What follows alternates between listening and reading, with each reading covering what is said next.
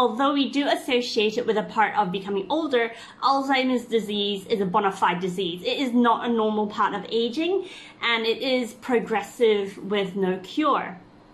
So a couple of the risk factors for developing Alzheimer's disease is, first of all, if you have a family history or genetics where you have older family members who have developed Alzheimer's disease, then you may be at a higher risk to develop it yourself, as well as you being older than 65 years old.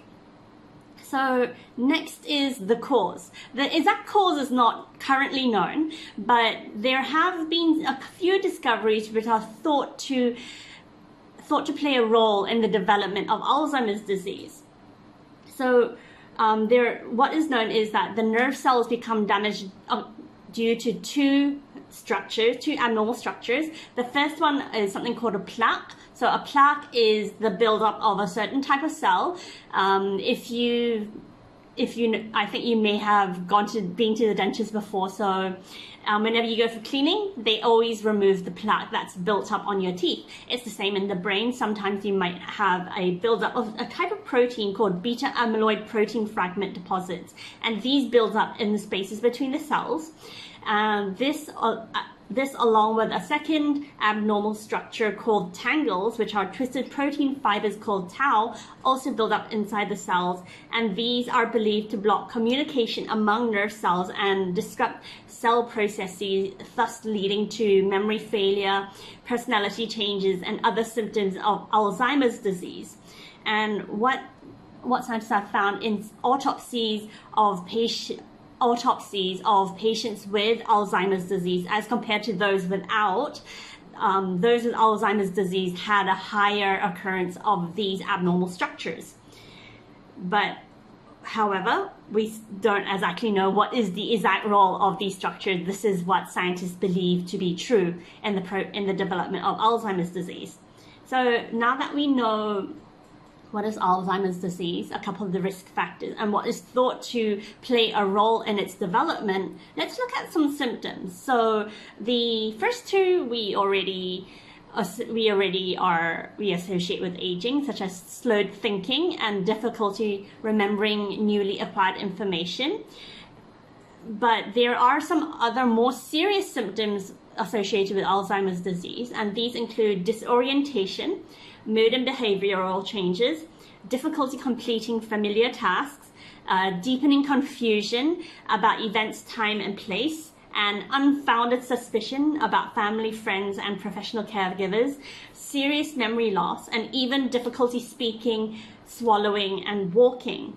And those with Alzheimer's disease may also sometimes have a problem recognizing that they have a problem. So that is also one of the dangers of Alzheimer's disease. So now that we know what it is, and we can tell some of the symptoms are very serious, they interfere with quality of life as you age, how can you prevent it? Well, there is thought to be a heart and head connection. So non-communicable diseases, so diseases that are not contagious, or also known as lifestyle diseases such as blood pressure, diabetes, and high cholesterol, increase your risk of developing Alzheimer's. Some autopsy studies have actually shown that 80% of Alzheimer's patients also had cardiovascular disease. So if we take that correlation, it might be safe to say that so long as you lead a healthy lifestyle, you can also decrease your risk of developing Alzheimer's disease. And what does this mean? Well, regular physical exercise and diet, as this increases blood and oxygen flow to the brain. It has heart benefits, obviously. And a healthy diet, as always, is one where you limit sugar and saturated fats. You take in plenty fruits and vegetables and whole grains. No one diet is the best. You eat the diet which is best for you, so long as it doesn't contain, as I say, not too much sugar or saturated fats. There have been two diets, however, that have been studied in relation to Alzheimer's disease that have been shown to be beneficial. The first one is the DASH diet. So the DASH diet is high in vegetables, fruits, is low in fat, whole grains, it's high in vegetables and fruits, it's low in fat, and it has more whole grains, fish, poultry, beans, seeds, nuts, and vegetable oils. There's very limited red meat, sodium, sweets, and sugary beverages.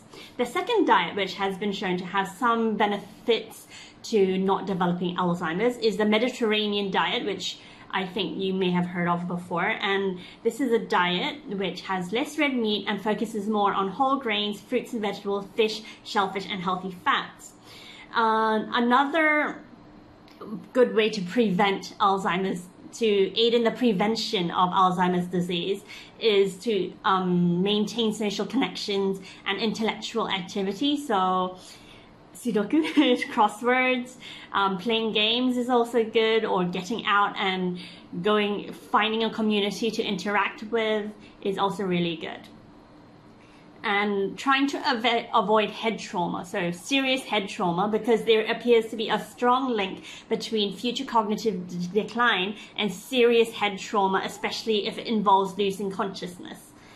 And finally, there are some brain boosting foods or ingredients that you can eat to actually not only help prevent Alzheimer's in the future, but also maintain your brain health today. So these ingredients include lecithin, which is a part of a soy. It's a soy product. There's ginkgo. I think many Chinese people know about it. When you're a child, your parents always make you eat ginkgo nuts. I know I did. I did not enjoy it, but it's good for the brain.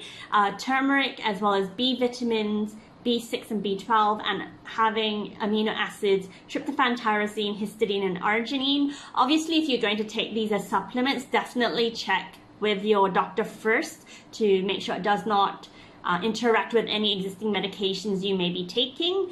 And yes, everyone, as we are transitioning back into society and face-to-face, stay safe,